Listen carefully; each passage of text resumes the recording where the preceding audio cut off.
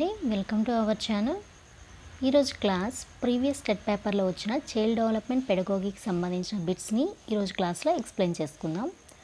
First bit వచ్చేసేసి పరిపక్వత అంటే జన్యు సంభావ్యతతో జీవి ఆవిర్భావాన్ని తెలుపుతుంది. ఇది ముఖ్యంగా నిర్ణయించిన ప్రణాళికల మార్పుతో కూడుకున్నది అని అన్నవారు. ఇదేంటంటే పరిపక్వత గురించి, అది ఎలా వస్తుంది, అసలు జీవి ఆవిర్భావాన్ని ఎలా తెలుపుతుంది అనేది ఒక నిర్వచనాన్ని ఇవ్వటం జరిగింది. ఇక్కడ ఒక సైంటిస్ట్ అనేవారు, అది ఎవరు అనేది ఇక్కడ అడుగుతున్నారు. అంటే ఇక్కడ ఒక నిర్వచనం ఇచ్చి ఆ సైంటిస్ట్ ఎవరు అని మనల్ని అడుగుతున్నారనమాట. First one Anderson, second Erikson, third Gesell, fourth Craig. So correct answer Craig. ఇతను చెప్పారనమాట, పరిపక్వత అనేది జన్యు సంభావ్యతతో జీవి ఆవిర్భావాన్ని తెలుపుతుంది. ఇదంతా కూడా ముందుగా నిర్ణయించిన ప్రణాళిక ప్రకారమే జరిగినది ఆర్ కూడుకున్నది అని చెప్తున్నారనమాట. నెక్స్ట్ వన్ శిరస్పాదాభిముఖ వికాసం. శిరస్పాదాభిముఖ వికాసం అంటే ఏమిటి అని అడుగుతున్నారు. ఆప్షన్ 1 అనుదైర్ఘ్య పద్ధతిలో శిరస్సు నుండి పాదాభిముఖం జరుగుతుంది. ఎలా జరుగుతుంది? అనుదైర్ఘ్య పద్ధతిలో శిరస్సు నుండి, అంటే ఫస్ట్ శిరస్సు అభివృద్ధి చెందిన తర్వాత అది పాదాభిముఖంగా జరుగుతుంది. సెకండ్ వన్ పాదాల నుంచి శిరస్సు వైపు జరుగుతుంది. థర్డ్ వన్ శిరస్సు పాదాలలో ఒకేసారి జరుగుతుంది.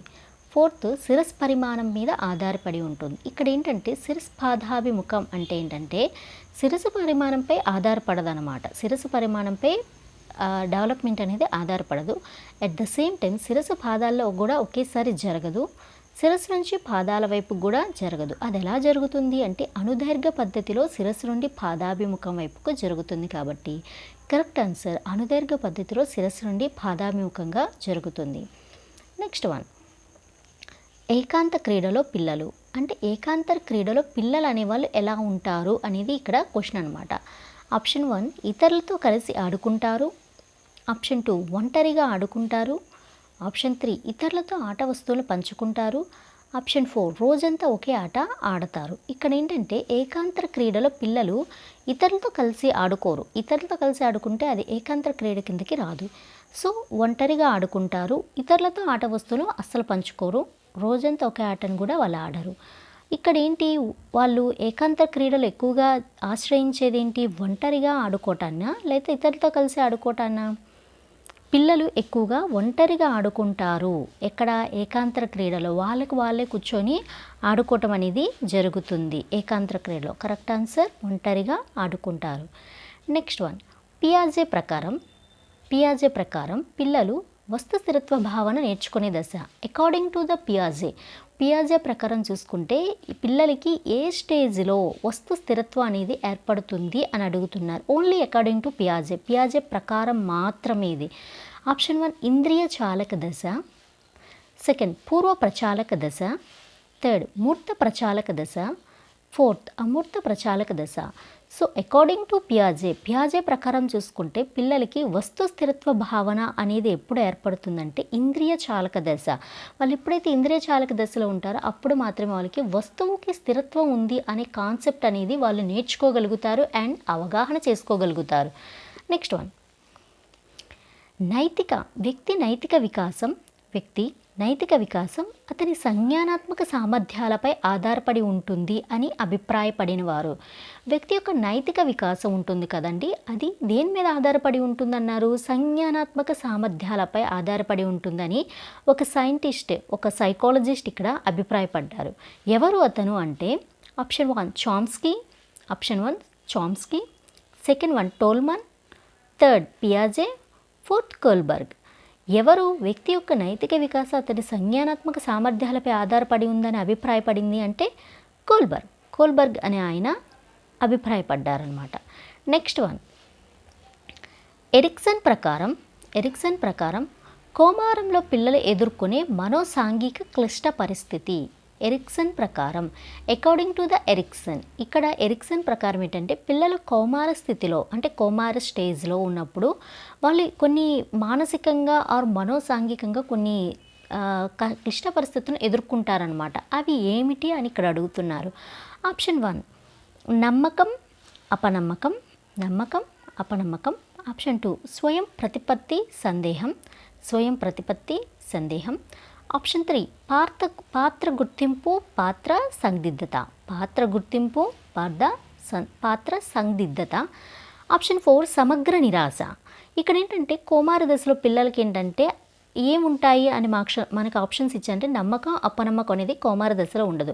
ఎట్ ద సేమ్ టైం స్వయం ప్రతిపత్తి సందేహం కూడా ఉండదు. వాళ్ళకి ఏంటి ఉంటుంది, సమగ్రత నిరాశ కూడా ఉండదు. ఇది కౌమార స్టేజ్లో ఉండేవి కాదు. మరి కౌమార దశలో పిల్లలు ఎదుర్కొనే మనోసాంఘిక క్లిష్ట పరిస్థితి ఏంటి అంటే అది పాత్ర గుర్తింపు పాత్ర సందిగ్ధత. వాళ్ళ పాత్రను గుర్తించాలని ఆశపడతారు. ఎట్ ద సేమ్ టైం వాళ్ళు ఏ స్టేజ్లో ఉన్నారు, వాళ్ళ పాత్ర ఏమిటి అనేది కూడా వాళ్ళు కొంచెం కన్ఫ్యూజన్లో ఉంటారు. కరెక్ట్ ఆన్సర్ పాత్ర గుర్తింపు పాత్ర సందిగ్ధత. నెక్స్ట్ వన్, మంద ఆర్ నిదాన అభ్యాసకుల ప్రజ్ఞాలబ్ధి. మంద ఆర్ అంటే నిదాన అంటే నిదాన అన్న మంద అన్న మందబుద్ధి వాళ్ళు నిదానస్తులు అంటారు కదా, వాళ్ళందరూ ఒకటే. వాళ్ళ అభ్యాసకులు వాళ్ళని కూడా అభ్యాసకులే కన్సిడర్ చేశారు. మంద ఆర్ నిదాన అభ్యాసకుల ప్రజ్ఞాలబ్ధి సుమారుగా ఎంత ఉంటుంది అని అడుగుతున్నారు. Option 1 90 to 110, second 90 to 100, third 70 to 89, fourth 110 to 120. మంద ఆర్ నిదాన అభ్యాసకుల ప్రజ్ఞాలబ్ధి ఎంత ఉంటుంది అంటే వాళ్ళ యొక్క ప్రజ్ఞాలబ్ధి 70 నుంచి 89 వరకు ఉంటుందన్నమాట. ఎంతవరకు ఉంటుందండి? మంద ఆర్ నిదాన అభ్యాసకుల ప్రజ్ఞాలబ్ధి 70 నుంచి 89 వరకు ఉంటుంది. వీళ్ళు ఏంటంటే మందబుద్ధి గలవారు నిదాన అభ్యాసకులు అనమాట. వాళ్ళ యొక్క ప్రజ్ఞాలబ్ధి 70 నుంచి 89 వరకు ఉంటుంది. Correct answer 70 to 89. Next one,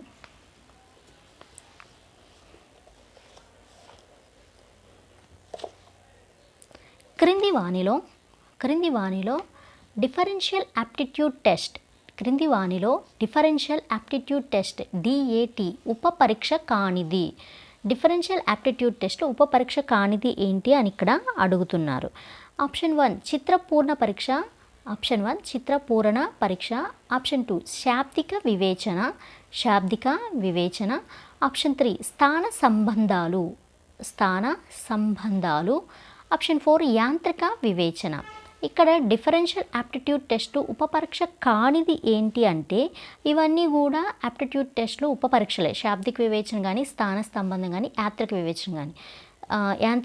వివేచన కానీ. కానిది ఏంటి ఉపపరీక్ష కానిది అంటే చిత్రపూర్ణ పరీక్ష అనేది డిఫరెన్షియల్ యాప్టిట్యూడ్ టెస్ట్ ఉపపరీక్ష కాదు. సో కరెక్ట్ ఆన్సర్ చిత్రపూర్ణ పరీక్ష. నెక్స్ట్ వన్,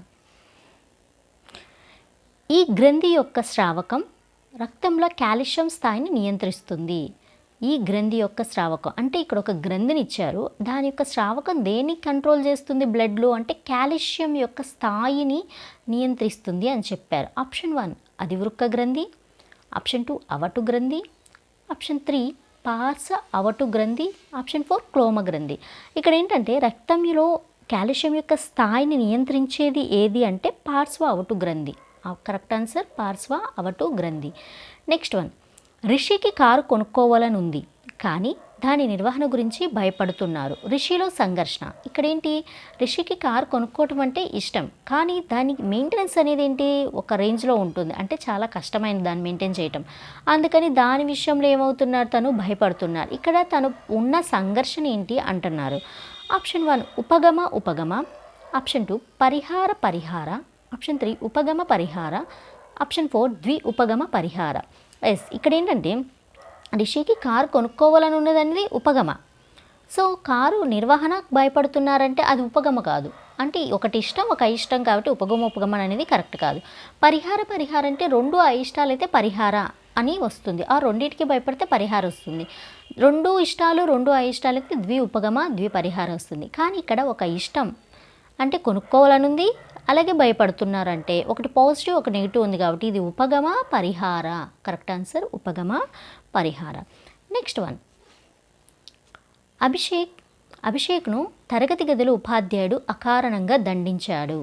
దానితో అభిషేక్ తన ఉపాధ్యాయునిపై కోపం వచ్చి కానీ అతడు తన కోపాన్ని ఇంటి వద్ద తమ్ముడిపై చూపాడు. ఇక్కడ ఉపయోగించబడిన రక్షక తంత్రం. ఇక్కడ రక్షక తంత్రాల నుంచి బిట్ వచ్చిందనమాట. అభిషేక్ ఏం చేశాడు, తరగతి గదిలో టీచర్ ఏం చేశాడు, రీజన్ లేకుండా తనని తిట్టటమో కొట్టటమో మందలించడమో జరిగింది. సో దాంట్లో అభిషేక్ తప్పేం లేదు. అయితే అలా దండించాడు కాబట్టి దాంతో తనకేంటి ఉపాధ్యాయుని పైన భరించడానికి కోపం వచ్చింది. ఆ కోపాన్ని ఉపాధ్యాయుని మీద టీచర్ మీద చూపించలేరు కదా. అందుకని చెప్పేసి తను ఏం చేశాడు, వచ్చి ఆ కోపాన్ని ఇంటి వద్ద తన తమ్ముడి పైన చూపించాడు. ఎందుకని, తనకన్నా చిన్నవాడు కాబట్టి తను ఏం చేయలేడు కాబట్టి తన మీద ఆ కోపాన్ని చూపించాడు. అక్కడ తను ఉపయోగించిన రక్షక తంత్రం ఏమిటి అంటే విస్థాపన. ఆప్షన్ 1 విస్థాపన, సెకండ్ 1 దమనం, థర్డ్ తదాత్మీకరణ, ఫోర్త్ ప్రతిగమనం. సో తను ఉపయోగించిన రక్షక తంత్రం ఏంటంటే విస్థాపన. ఎందుకని, తనని అకారణంగా టీచర్ కొట్టాడు అంటే మందలించారు. సో ఆ కోపాన్ని టీచర్ మీద చూపించలేరు కాబట్టి తనకన్నా కొంచెం అల్పుడైన తమ్ముడి మీద చూపించాడు. ఎందుకు, తమ్ముడు ఏం చేయలేడు కాబట్టి.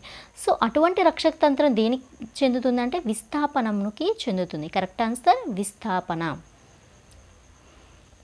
నెక్స్ట్ 1 వైఖరిని మాపనం చేయుటకు ఈక్వల్ అపియరింగ్ ఇంటర్వెల్స్ స్కేల్ను రూపొందించిన వారు. వైఖరిని మాపనం చేయుటకు ఈక్వల్ అపియరింగ్ ఇంటర్వల్ స్కేల్ను రూపొందించిన వారు. Option 1 Guttman, second 1 Likert, third Thorndike, fourth Thurstone. So ఎవరు అంటే ఇక్కడ థర్స్టన్ వైఖరిని మాపనం చేయడానికి ఈక్వల్ అపియరింగ్ ఇంటర్వల్ స్కేల్ను రూపొందించారు. Correct answer Thurstone. నెక్స్ట్ 1 రాము రష్యన్ భాషను నేర్చుకున్నాడు. రాము అనే అతను ఏం చేశారండి, రష్యన్ భాషను నేర్చుకోవటం అనేది జరిగింది. ఇప్పుడు అతడు సైకిల్ తొక్కటం నేర్చుకోదలిచాడు. ఇక్కడ అభ్యసన బదలాయింపు రకం. రాము అనే ఆయన రష్యన్ భాషను నేర్చుకున్నాడు అనమాట. అతను సైకిల్ తొక్కటం కూడా నేర్చుకోదలిచాడు. అక్కడ అభ్యసన బదలాయింపు రకం ఏంటి అని అడుగుతున్నారు. ఆప్షన్ 1 అనుకూల, ఆప్షన్ 2 వ్యతిరేక, ఆప్షన్ 3 శూన్య, ఆప్షన్ 4 ద్విపార్శ్వ. ఇక్కడ ఏంటి, రష్యన్ భాష నేర్చుకున్నారు. ఓకేనా, ఆల్రెడీ అతను నేర్చుకున్నాడు రష్యన్ భాష అనేది. అయితే అతను సైకిల్ తొక్కటానికి ఏం చేశాడు, నేర్చుకోదలిచాడు. సో ఇది ఏదైతే లెర్నింగ్ ఉందో, ఏదైతే ఫారెన్ లాంగ్వేజ్ లెర్నింగ్ ఉందో అది అతను సైకిల్ తొక్కటానికి ఎటువంటి ఆటంకము ఉండదన్నమాట. అంటే అది పాజిటివ్ ఆర్ నెగిటివ్ ఏ రకంగా కూడా యూజ్ అవ్వదు. అంటే అటు అనుకూలం కాదు, అటు వ్యతిరేకం కాదు. అంటే దాని ఎఫెక్ట్ అనేది ఏదైతే లాంగ్వేజ్ లెర్నింగ్ ఉందో, ఏదైతే తను ఆల్రెడీ ఒక లాంగ్వేజ్ నేర్చుకున్నాడో దాని ఎఫెక్ట్ అనేది సైకిల్ తొక్కడం మీద ఎటువంటి పడదు. సో అక్కడ వచ్చేసేసి ఏమవుతుంది, ఆ బదలాయింపు శూన్య బదలాయింపు. కరెక్ట్ ఆన్సర్ శూన్య బదలాయింపు. నెక్స్ట్ 1 కొండ గుర్తులను ఉపయోగించడం వలన పెంపొందేది. ఆప్షన్ 1 శృతి, ఆప్షన్ 2 విస్మృతి, ఆప్షన్ 3 జోక్య ప్రభావం, ఆప్షన్ 4 డెజావ్. సో ఈ కొండ గుర్తులు అంటే ఏంటంటే చాలామంది మనకి ఇప్పుడు ఈ కాంపిటేటివ్ ఎగ్జామ్స్కి ప్రిపేర్ అయ్యే చాలామంది ఏంటంటే వాడతారు కదా, కోడ్ లాంగ్వేజ్ అని, కోడింగ్ అని అంటారు కదా. సో అలాంటిది అనమాట ఈ కొండ గుర్తులు అనేవి. అది ఉపయోగించడం వల్ల పెంపొందేది ఏంటి అని ఇక్కడ అడుగుతున్నారు. సో కొండ గుర్తులను ఉపయోగించడం వల్ల డెవలప్ అయ్యేది ఏంటంటే శృతి, మెమరీ పవర్ అనేది డెవలప్ అవుతుంది. ఏదైనా మనం గుర్తు తెచ్చుకోవాలంటే ఈజీగా దాన్ని గుర్తు తెచ్చుకోవడానికి పాసిబుల్ అవుతుంది అనమాట. సో కరెక్ట్ ఆన్సర్ స్మృతి. నెక్స్ట్ 1 స్వాతికి 30 పదాలు గల అర్ధరహిత పదాల జాబితాను 30 ప్రయత్నంలో నేర్చుకోగలిగింది. ఈ స్వాతి ఏం చేసింది, 30 పదాలు, వాటిలో ఏంటంటే అర్ధరహితం, మీనింగ్లెస్ అనమాట. అన్ని వర్డ్స్ కూడా మీనింగ్లెస్, అది ఒక జాబితాగా ఇచ్చారు. సో ఎన్ని ట్రయల్స్లో తను నేర్చుకోగలిగింది, 30, అంటే 30 ప్రయత్నాల్లో తను నేర్చుకుంది. కొన్ని రోజుల తర్వాత ఆమె మరలా అదే జాబితా నేర్చుకోమనగా ఈసారి తను 12 ప్రయత్నాలు ఏం చేసింది, తిరిగి నేర్చుకోవాలి. సో అక్కడ పొదుపు గణన ఎంత అని అడుగుతున్నారు. Option 1 20%, option 2 60%, option 3 40%, option 4 72%. తన యొక్క పొదుపు గణన వచ్చేసి 60%. ఎందుకని, ఫస్ట్ టైం 30 వర్డ్స్ని 30 ప్రయత్నాల్లో నేర్చుకుంది. తర్వాత వచ్చేసి ఏం చేసింది, సేమ్ దాన్నే 12 ప్రయత్నాల్లో నేర్చుకుంది. కాబట్టి తన యొక్క పొదుపు గణన వచ్చేసి 60%. Correct answer 60%. నెక్స్ట్ 1 అవసరాల అనుక్రామనిక సిద్ధాంతం ప్రతిపాదించిన వారు. అవసరాల అనుక్రామిక సిద్ధాంతాన్ని ప్రతిపాదించిన వారు ఎవరు అంటున్నారు. Option 1 Watson, option 2 Harlow, option 3 Maslow, option 4 ఆర్కిడ్సన్. సో కొన్ని చోట్ల ఆర్క్టిక్సన్ అంటారు, కొన్ని చోట్ల ఆర్కిడ్సన్ అంటారు. ఓకేనండి. సో ఇక్కడ కరెక్ట్ ఆన్సర్ వచ్చేసి Maslow. Correct answer Maslow. Next one, క్రింది వానిలో ఒకటి మానసిక చలనాత్మక రంగానికి చెందనిది. క్రింది వానిలో ఒకటి మానసిక చలనాత్మక రంగానికి చెందనిది. సో ఇక్కడ ఏంటంటే కాంపిటేటివ్ ఎగ్జామ్స్కి ప్రిపేర్ అయ్యే వాళ్ళు ఏంటంటే ఎగ్జామ్ టైంలో ఏంటంటే క్వశ్చన్ మొత్తం బాగానే చదువుతున్నారు. చదివేసరికి ఏంటంటే వాళ్ళు ఓకే ఇది మాకు తెలుసు కదా అని చెప్పేసి ఆన్సర్ దగ్గరికి వెళ్ళిపోతున్నారు. యాక్చువల్గా ఏంటంటే ఈ టైప్స్ ఆఫ్ బిట్స్ దగ్గర మోస్ట్ ఆఫ్ ద మార్క్స్ అనేవి కోల్పోతున్నారు. ఏంటంటే క్వశ్చన్ మొత్తం ఓకే, ఎండింగ్లో చదవట్లేదు సరిగ్గా. దానివల్ల ఏంటి ఇక్కడ చెందనది అని ఇస్తున్నారు. దానివల్ల చాలా మార్క్స్ అనేవి పోతున్నాయి అన్నమాట.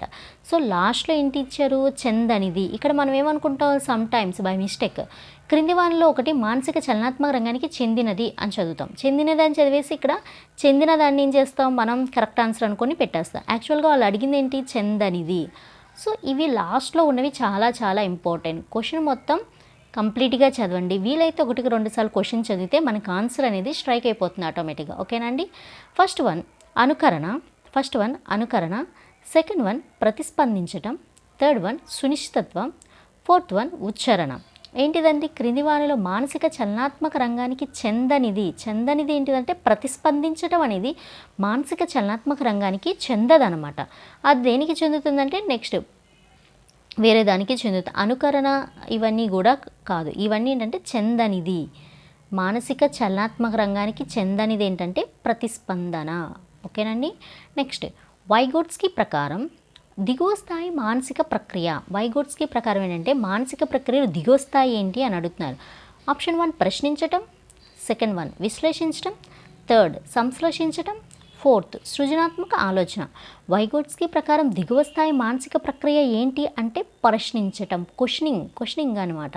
సో అకార్డింగ్ టు వైగోట్స్కీ, అతని ప్రకారం చూసుకుంటేనే దిగువ స్థాయి మానసిక ప్రక్రియ ప్రశ్నించడం అవుతుంది. కరెక్ట్ ఆన్సర్ ప్రశ్నించటం. నెక్స్ట్ వన్, పావ్లో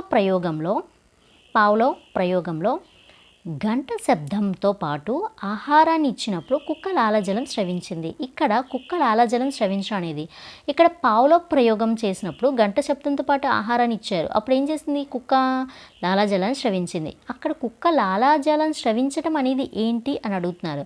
ఆప్షన్ 1 నిబంధిత ఉద్దీపన, ఆప్షన్ 2 నిబంధిత ప్రతిస్పందన, ఆప్షన్ 3 నిర్నిబంధిత ఉద్దీపన, ఆప్షన్ 4 నిర్నిబంధిత ప్రతిస్పందన.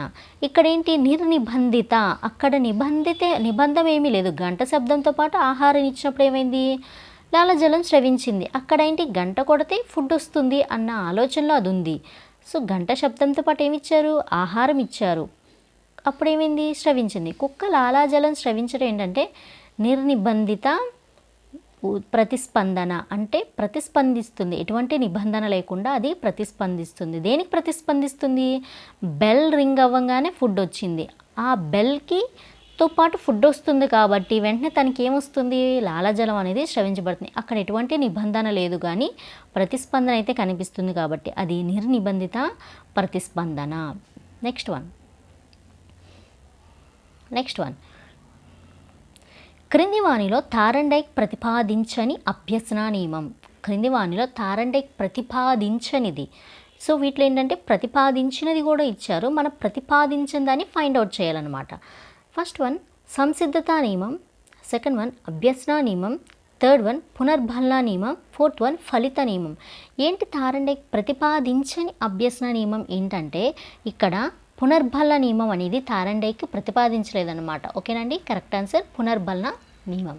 నెక్స్ట్ వన్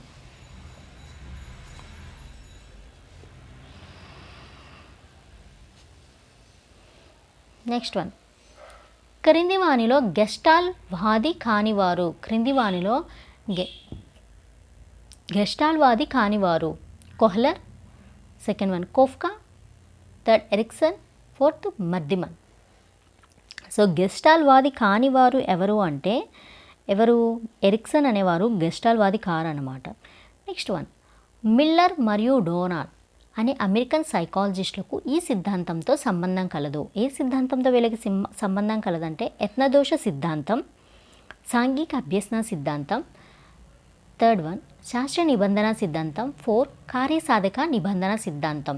సో వాళ్ళకి ఏ సిద్ధాంతంతో సంబంధం కలదంటే సాంఘిక అభ్యసన సిద్ధాంతంతో వాళ్ళకి సంబంధం కలదనమాట. నెక్స్ట్ వన్ ఆర్టీఈ చట్టం ప్రకారం చట్టం 2009 ప్రకారం ఒక ప్రాథమిక పాఠశాల విద్యార్థుల సంఖ్య. ఆర్టీఈ చట్టం 2009 ప్రకారం ఒక ప్రాథమిక పాఠశాలలో విద్యార్థుల సంఖ్య ఎంత ఉంది? 125. అయినా కావలసిన ఉపాధ్యాయుల సంఖ్య ఎంత? ఇక్కడ ప్రాథమిక పాఠశాల ఇచ్చారు. సో అక్కడ ఉన్న పిల్లలు ఎంతమంది? 125. అయితే వాళ్ళకి కావాల్సిన టీచర్స్ ఎంతమంది? వాళ్ళకి కావాల్సిన టీచర్స్ వచ్చేసేసి ఆప్షన్ 1 2, ఆప్షన్ 2 3, ఆప్షన్ 3 4, ఆప్షన్ 4 5. వాళ్ళకి కావాల్సిన ఉపాధ్యాయుల సంఖ్య ఎంత అవుతుంది? 5 మెంబర్స్ కావాల్సి ఉంటుంది. Correct answer 5. అనిర్దేశిక కౌన్సిలింగ్ను ప్రవేశపెట్టిన వారు ఎవరు అంటున్నారు? Option 1 Freud, option 2 Williamson, option 3 Rogers, option 4 Thorndike. So అనిర్దేశిక కౌన్సిలింగ్ను ప్రవేశపెట్టింది ఎవరు అంటే కరెక్ట్ ఆన్సర్ థార్ అంటే థార్. నెక్స్ట్ వన్ రాజు ఒక స్కూల్ ప్రధానోపాధ్యాయుడు. అతడు ఎప్పుడు ఉపాధ్యాయులకు ఇష్టం ఉన్నా లేకున్నా తన ఆదేశాలను తప్పనిసరిగా పాటించాలి అంటారు. రాజు యొక్క నాయకత్వ శైలి ఏంటి అంటున్నారు ఇక్కడ.